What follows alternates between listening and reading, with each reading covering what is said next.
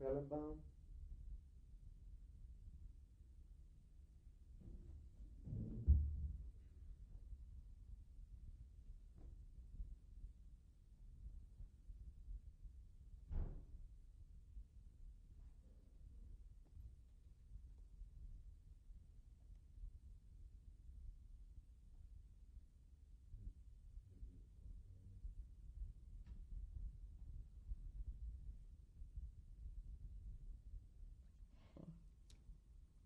Tape 3, Helene Fellenbaum, February 12, 1996, in Los Angeles.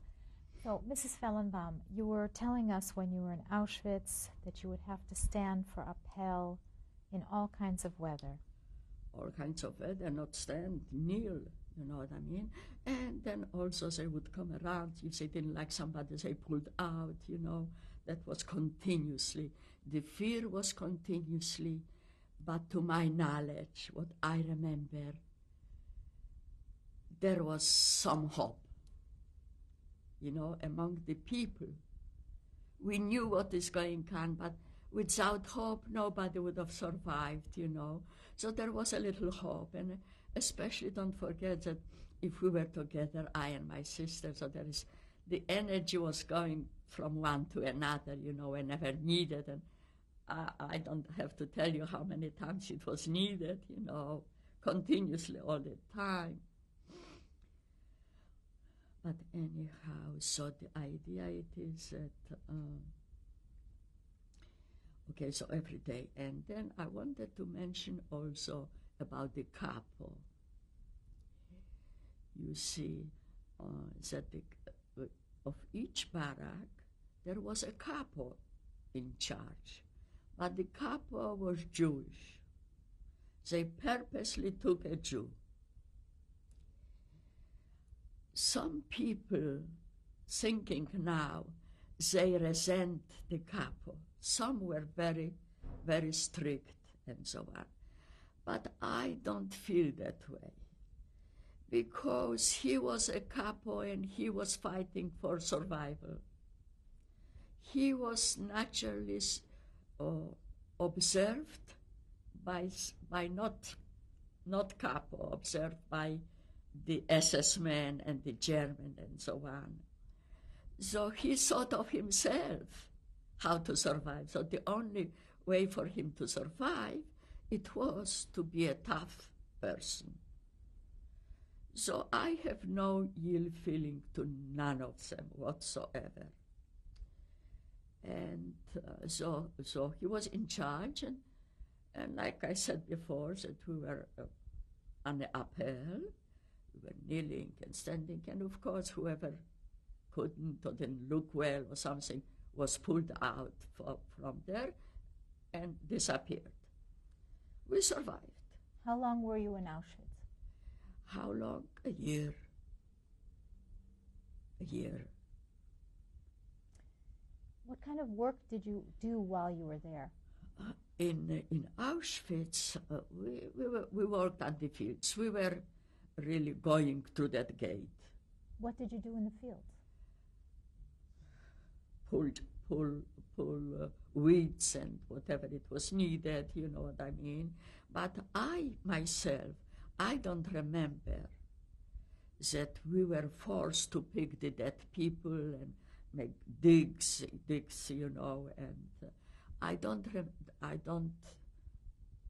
register that, you see. I know now when I see all those things, so I see it that most of the people, when they walk, they have to shoot and drop them someplace in a grave or whatever it is. But I was not exposed to that somehow. And okay, so we were coming and so on. Then, after Auschwitz, in the meantime, also in every camp, my sister got to know somebody, you know, somebody which, you know, somebody with somebody. I don't know, I think that in Auschwitz there was also a person at one time. I vaguely, it's not clear in my mind, but I will tell you an incident that when we were standing in line and so on, so a lady was yelling, "Who is from Kalisz?" Kalisz was a name of a city in Poland. Who is from Kalisz? And she was already also a little in charge also. She had already a position. She was not one of us. Who is from Kalisz? Who is from Kalisz? And my sister heard that woman saying, and she said to her, "My cousin's wife was from Kalisz." So she came over and she asked, "Who, what, from where are we?" So we said, "From Płock." So she said that her sister was married to our cousin from Płock. And it was a great help. She used to bring to us, she used to bring a little extra bread and extra things already. She was tall. I remember how she looked, you know what I mean? Very nice young woman. And she was tall and so on. Her sister was married to our cousin from Płock, which was a son of the rich uncle. Can you imagine? Do you remember this woman's name? No. Well, so she talked to Marisha, and so on, and we were very happy that we contact somebody who knows a little bit, and she helped us a lot. I remember that Marisha was sick, and she influenced somebody that they should take her to that infirmary. This is like a little hospital, you know what I mean? A little hospital, and she should go over there because over there she could watch her a little better. She can help her a little better than here. So she did, and she came back from the hospital. So as you can see through all the time, you had to know somebody or some little things, a little thing, something come to you and to deviate and get a little help, So she helped us in Auschwitz, I must say, very much so. It came the time, I don't know, I was so sad, watching the chimney going. You know that?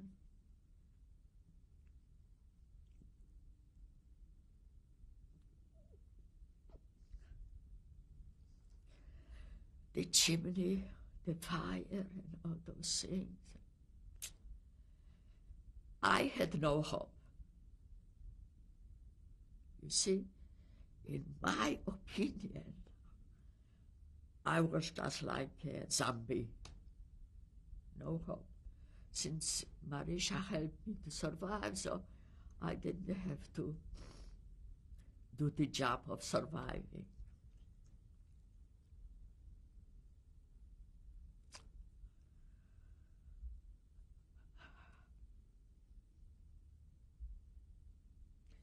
Can I take this for one moment?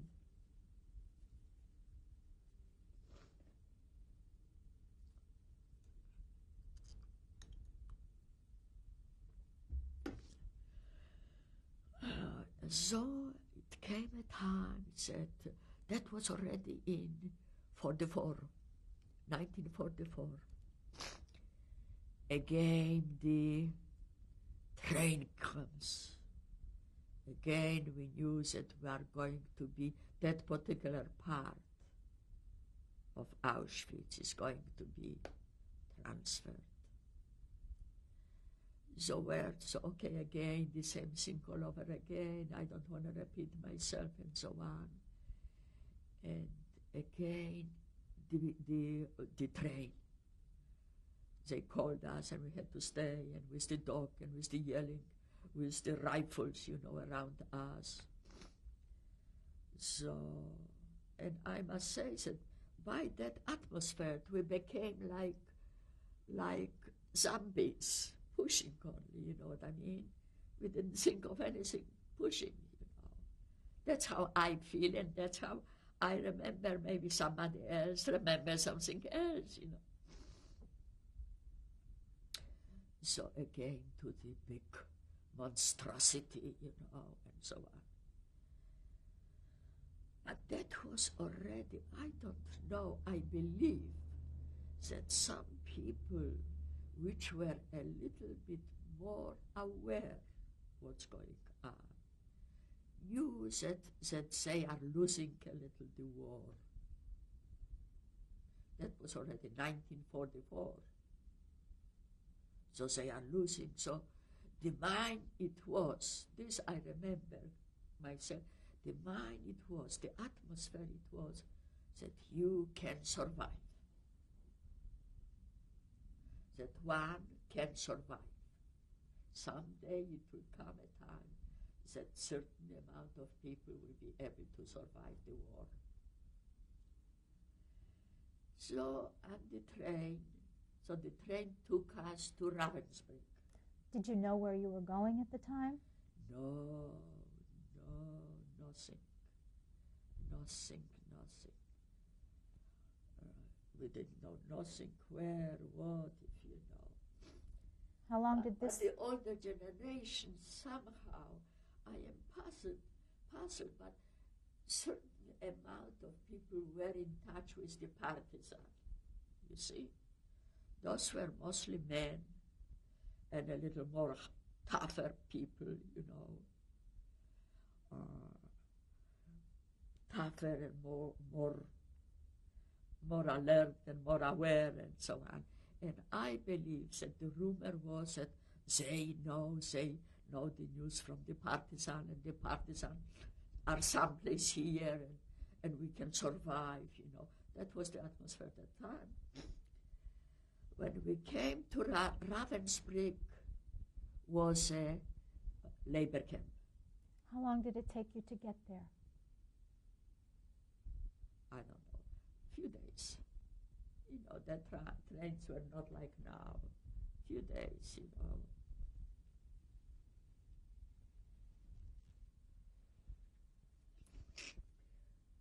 We came to Ravensbrück. That was a labor camp. And you know that over there were also people which were not Jewish, you know, in certain area. There were, yes, in certain area. How I know an incident that they were not Jewish, because when it came Christmas time, they observed it, you see. They observed it, and you know, sometimes they had a little special food also, you know. People which were not Jewish, and they were more friendly with the Germans, you know. But in that camp, we worked in a mine. In that camp, once in 2 weeks was coming a crew of the SS men. And while we were standing in the morning on the appel, they would come and they would count 10. And the one which was 10, was taken to be shot in the forest, not in front of us, no. It was a little looser camp already, you see, but I remember that it was not in front of us shooting. Well, one of the time, I was the 10th one.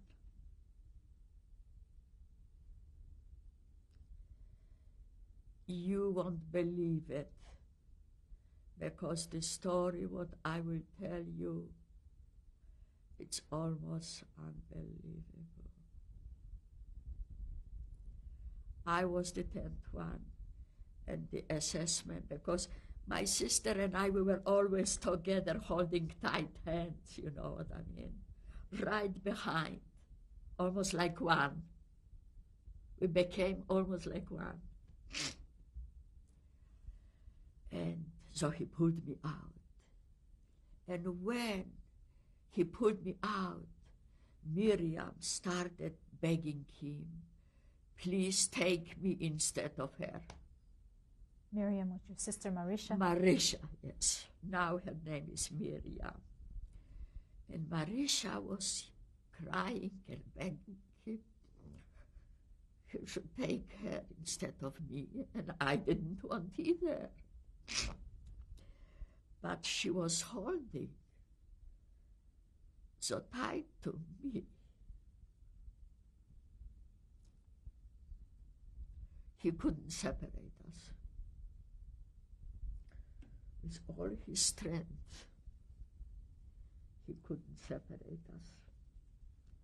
And finally she said, so take us both, okay? So take us both. And in one split moment, he threw us back into the line, back into the appel. It never happened. I didn't hear from anybody that something like that would happen. I don't know what to call that. A miracle of life itself. And I truly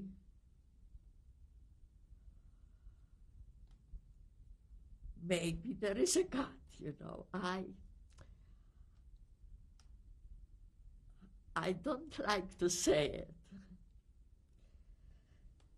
but I really don't believe that there is a God. I believe that there is a higher power in a person, you know, or something like that. That God is not going to come. I'm sorry about it because everybody thinks that I am terrible not believing in God. But I believe in God in my own way. In my own way.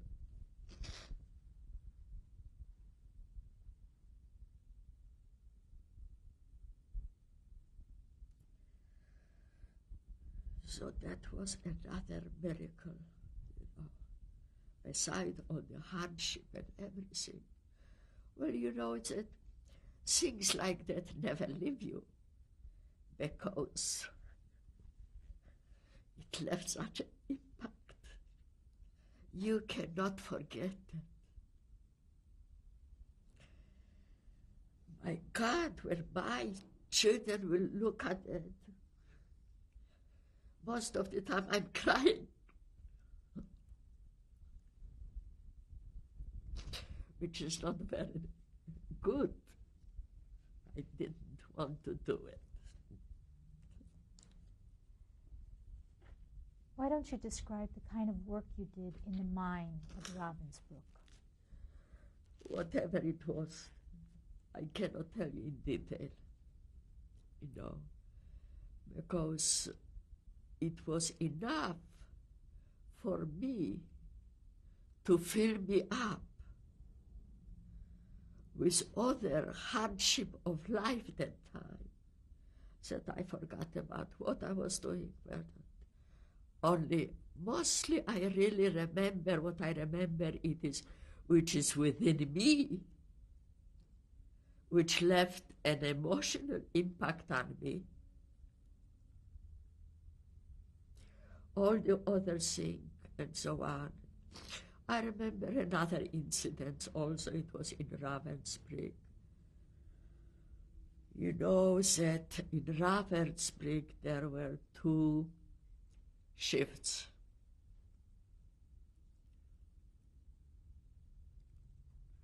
I worked one shift and Marisha worked second shift.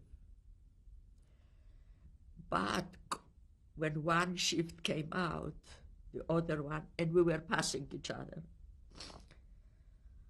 So we did see each other.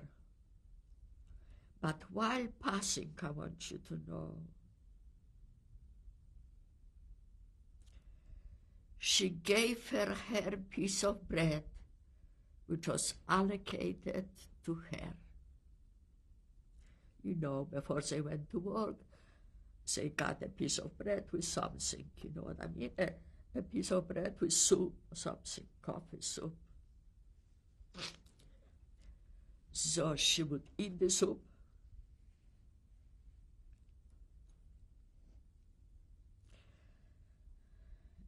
and keep the bread, and while we were passing by, she would give me the bread and I had to take it. Otherwise we would again be in trouble, both of us. So she gave me the bread, and I was so sorry about it. And I told myself that, no, I'm going to leave the bread for her under that little pillow blanket, regardless if somebody will take it or not. You know what I mean? And I was sure I would do it. But I was so hungry that I ate mine.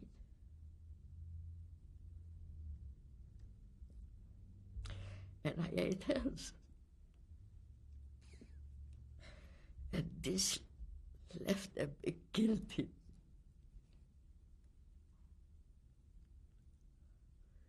You know, so that incident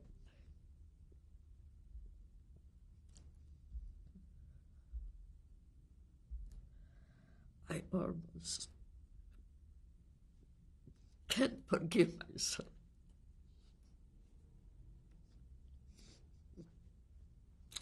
I'm so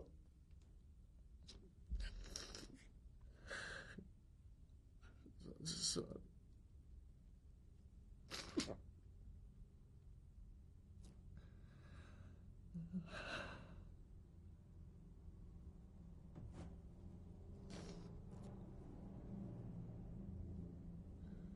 Okay.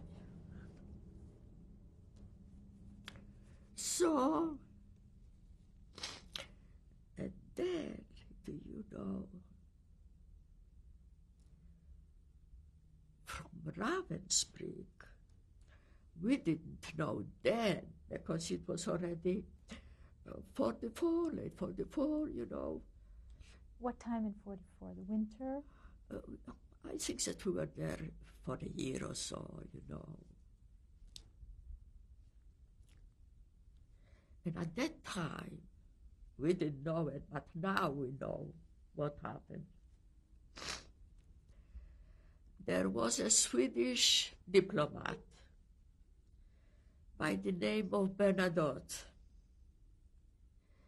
And for somehow, I hear that he had a connection with the Germans. They made a swap, or they made a deal. And he took a transport of women, young women, out that time from the camp. And Marisha and I, we were among them. How were you chosen? Counting. No, not special counting. You know, he couldn't take everybody, but there was, I don't remember how many. Did Count Bernadotte come to the camp himself? I didn't see him.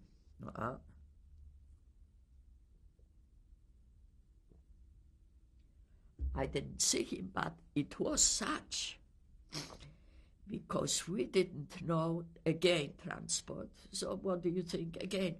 But we were not packed. There was already a train with a little window, you know what I mean, with a window. It wasn't a passenger, but, you know, it was a better, not a cattle train. So we didn't know, but okay, we had the feeling that it is not to a extermination camp. This we had a feeling. And then, because the Germans were with us, you know, but not that many. No. They were just soldiers watching us, not doing anything, not doing screaming or nothing. There were no dogs around there, you know. It was a totally different situation. How many girls were you? Maybe 500. And we stopped in Denmark.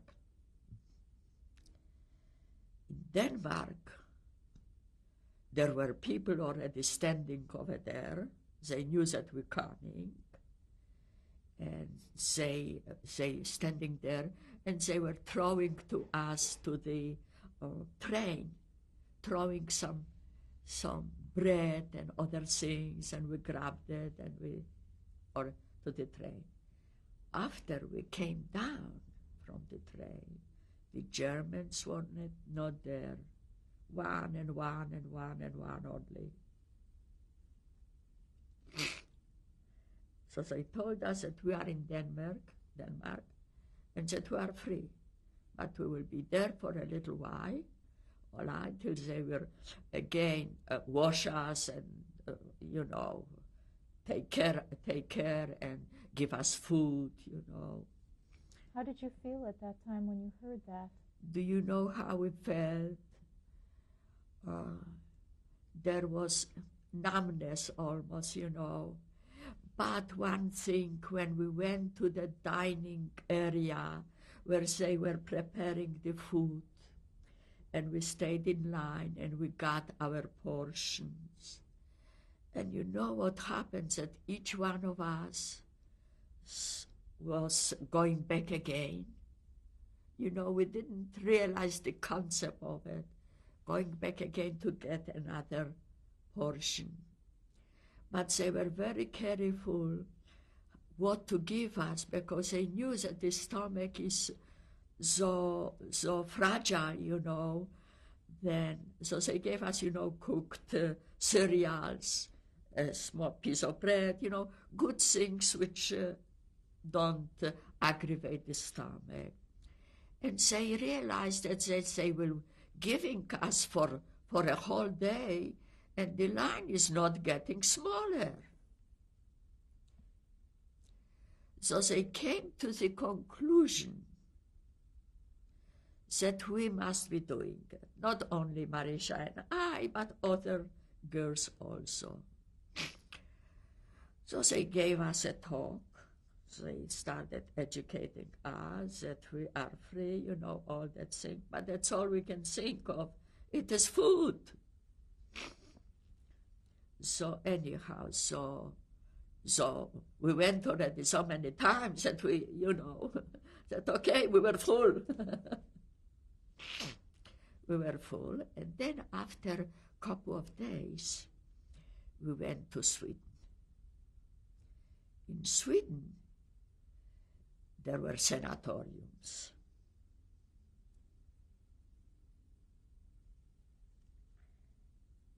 And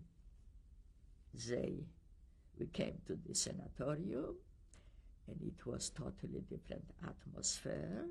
They gave us some good food and clothing. They dressed us, and they have plenty of everything over there already, and so on. Then we realized that we survived the war.